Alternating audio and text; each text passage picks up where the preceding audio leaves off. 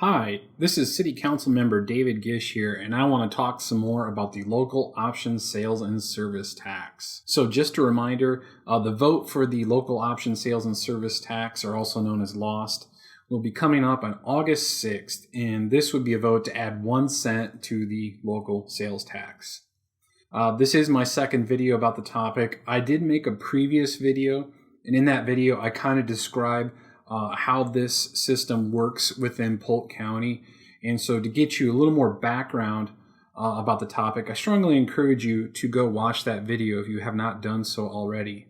The purpose of this video is to take a much deeper dive into the particulars of what LOSST can do for our city and our residents and our businesses. So let's talk some local option sales tax fast facts.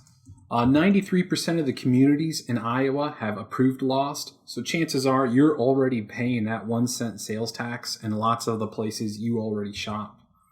In Polk County specifically, Des Moines, West Des Moines, Windsor Heights, and Polk City have already approved LOSST. Clive, Ermidale, Johnston, and Bondurant are also going to be voting in August 6th along with us. And again, the way this system works, as described in that other video I made, Grimes residents who shop in communities that have approved LOSST will pay that tax. And if we don't pass this, we will not get that revenue back to Grimes. That revenue will go to those cities who have passed it. And just also to note, voters in Dallas County have already approved this, and so the portions of Grimes and Dallas County are already paying that and getting some revenue back from that. This just doesn't provide a big boost for Grimes or very much for us in Grimes because not much of the city is on the Dallas County side. Most of it's in the Polk County side. Now, a lot of those communities that have already passed LOSST, they do not want us to pass it. And why not? Because as discussed before, all the money generated by LOSST goes into basically a Polk County piggy bank and then gets redistributed back to the communities by a formula which is largely dependent on population size. Now, if you think about this, gas and groceries are not taxable. A LOSST does not apply to those goods. But if you're like me, I try to spend as much money as I can in Grimes, but we just don't have a large retail presence here. So most of the money I do spend in Grimes is gas and groceries. But that's not taxable. So that's not contributing to the Polk County 1 cent sales tax if we were to pass it. So we as a community actually would not be contributing a ton to this piggy bank, if you will, but we'll be able to pull back a lot from our population. And so we're actually going to be able to pull back more than we're contributing, all right? And so if we break that down, let's talk about these components. So as we mentioned before, this is going to be a $1.6 million benefit. And as stipulated in the ballot language, half is going to go to tax relief and half would go to projects such as the library, a fire station, and parks, rec, and trails. Okay, and so that's $800,000 a piece per year. Our analysis, we've looked at it, and so what this would allow us to do is this would decrease the city levy rate by $1. And so just to put that in perspective, that would be a 7.8% decrease in our city levy rate. So that's a pretty significant decrease for us. Let's break that down a little bit and talk again about that tax component. So the median home in Grimes roughly has a value of $240,000. So if you have a median home of that value, this would that $1 decrease in our levy rate would equate to roughly $130 in savings per year. The taxable spending that would increase because of the 1 cent within Grimes, our analysis has shown that actually is going to be less than the $130 you would save in your taxes. So yeah, you would spend a little more because of the penny increase, but the analysis has shown that increase in the 1 cent tax is less than what you would be saving So in other words, in terms of taxes, you're going to come out ahead. Passing this, you're actually voting to lower your taxes. Now, let's talk about that other 50% of LOSST. So 50% for tax relief, 50% for projects. So some of the big projects on our list: library, fire station, parks, trails, and rec, and a city hall. Now, some of these are kind of higher on the list than others in terms of needs and whatnot. I'm not going to get into that. I just want to go through kind of what do all these projects look like and what are we talking about. Now, I have to state one stipulation here. I'm going to go through some conceptual plans and ideas that we've seen. And I'm also going to talk about some dollar amounts. But just so you know, these are all conceptual. None of this is set in stone. The size and scope of these things can change. They could get smaller, they could get larger, depending on public feedback and whatnot. Also, prices could change, because again, you change the size, you change the price. Also, prices could go up because the longer we delay, the more costs go up for these projects. And so this is just a snapshot, but again, I can't stress enough, these are not exact dollar amounts. These are not exactly what these projects will look like in the future. These are just concepts and plans. These are places for us to start the conversation. So I'll go through these one by one and just kind of break them down to give you an idea of what could we do as a city with this money. So our current library, if you're unaware, that's about a 6,000 square foot facility, give or take. And about 500 square foot of that is for meeting space. And then, of course, you have your books, the circulation component. There's some computer stations. And then, of course, you have your mechanical and staff area and all that.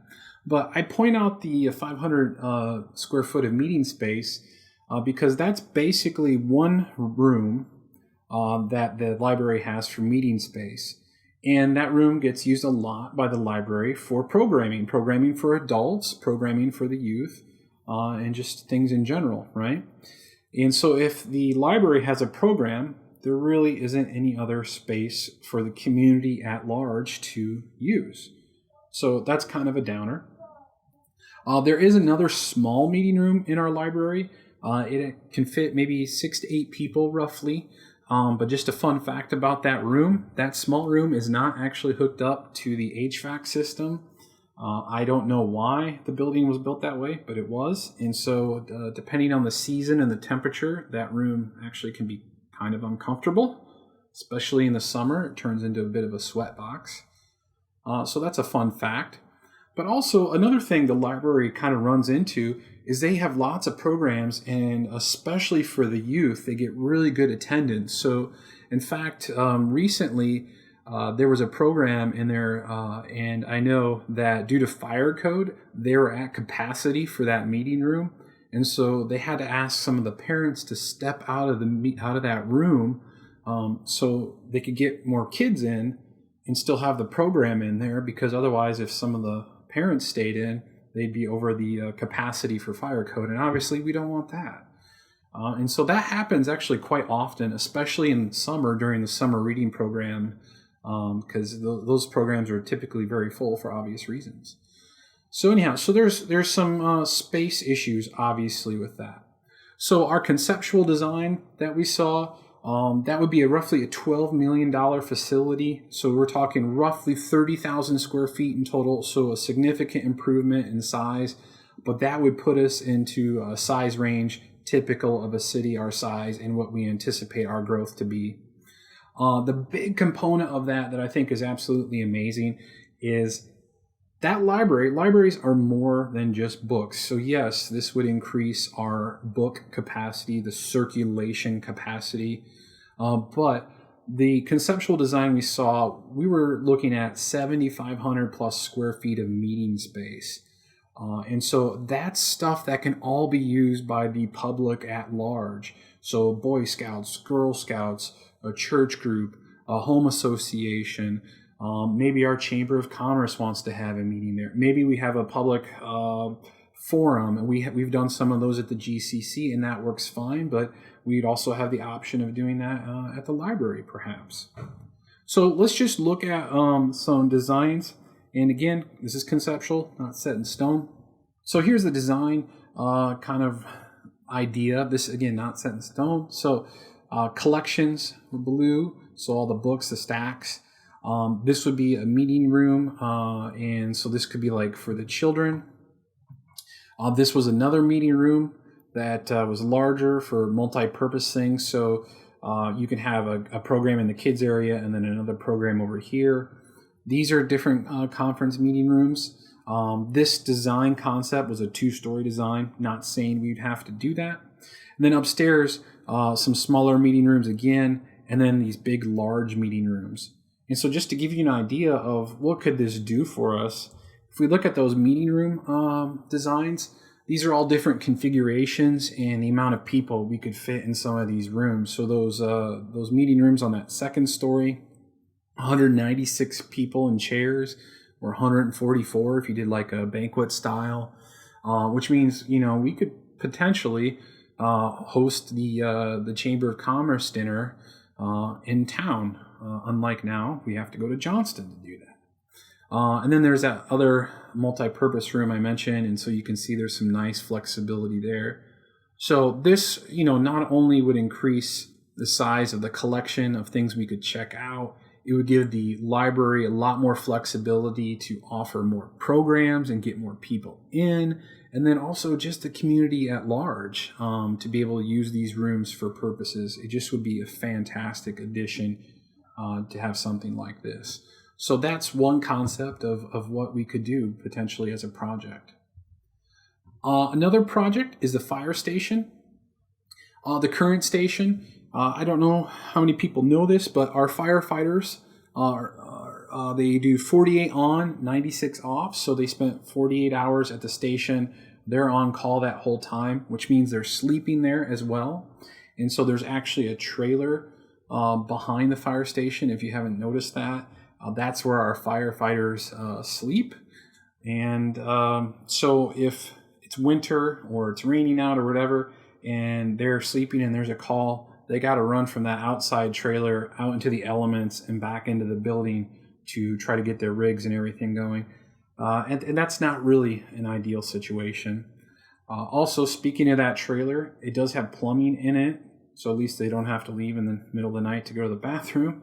But there have been some issues with that plumbing in past winters, and obviously that's not ideal. And lastly, that trailer actually does not fit under city ordinances. Given the situation, the city allows an exemption for that because we need it to have our firefighters have someplace to stay, but it actually doesn't even fit our city code. Another component about the current station, the building itself is pretty nice, but it was not built with the idea of having a full-time firefighters in it. It is built for more of a part-time volunteer type force. So it's just not built to fit its current purposes. Also, a lot of the modern rigs, I've talked to the chief and deputy chief about this, our modern fire engines are much larger than what this building was built for. So back when this building was built, the rigs were much smaller. So the clearances are not very good. So pulling in and out of the doors, it's kind of a tight squeeze. So you got to be very careful. Obviously, kind of a little bit frustrating, I'm sure, when you're trying to get out of there as quickly as possible for a call. The other thing is the firefighters do some of their own maintenance. And to do that, you have to fold the rigs open, but there is not enough clearance in the ceiling of our building to do that. And so to work on the rigs, they have to pull them outside and do that. So obviously, the winter, if it's raining out, that's not ideal. So obviously, those are all concerns, and it'd be nice if we could fix those and just provide a better modern environment for the needs. And so that's what the conceptual design was meant to address. And a rough estimate on that's a $7 million facility. These are some drawings of what that could look like. All right, let's talk parks, trails, and rec.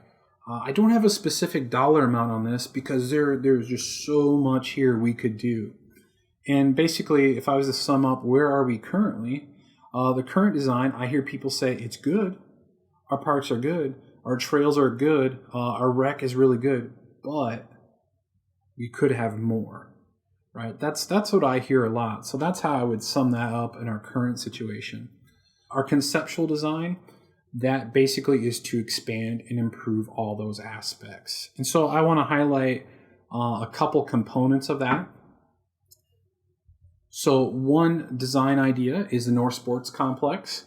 So just improving the parking, and so adding lots more parking there, which there isn't a whole lot there right now. And then also connecting that parking to the Northridge Elementary, so you get some nice circulation there, especially on the weekends. Also adding some trails to get around between all the ball fields, and you can see some trails down here. So that would also add a nice circular element. So if somebody wanted to come and just walk a circuit here, you kind of have a nice place to do that as well. So that would be the North Sports Complex. So just some minor things, but enough that it could make a pretty significant impact to that facility. And, that could be roughly a $1.3 million project. Similar idea, South Sports Complex. Add some lighting to one of the fields. Then we could have some night games and maybe push some of those adult leagues that could go a little later in the evening possibly, which would be a nice feature.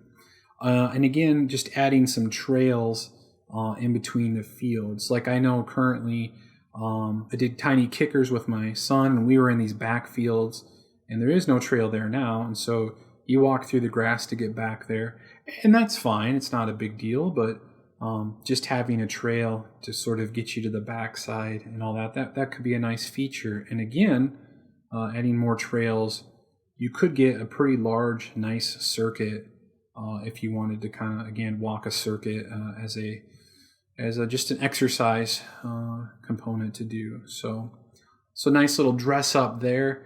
Not as much concrete involved as the North Sports Complex. So smaller project, $350,000 approximately. And then now here's the big one that's really neat that I think would be awesome if we could do. So Lions Park, this is a conceptual design for this. And so the current Lions Park is down in this area down here.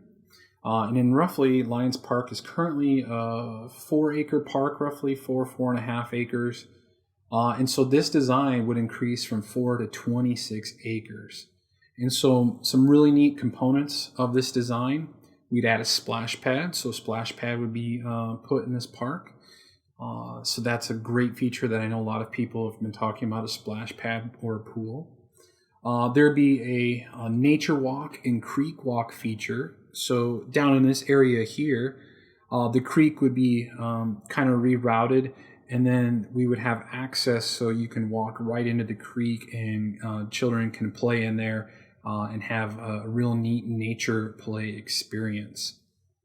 And then up in that northern portion, you'd have some prairie and just natural area, and that would be the nature walk. And then also in that north area, a really substantially large pond for a recreational component as well. And of course, you can see there's some more ball fields in there. So soccer fields is kind of what's penciled in, or you could use them as flag football, but more fields for our rec component. And so just to kind of give you some ideas of that, obviously splash pad, that's what that could look like, some components like that. There's a real neat conceptual drawing of what that creek walk area you could be, so you can see how the ground slopes right into that, and children can just go right in and play and then just have a lot of fun, but do it in a safe way.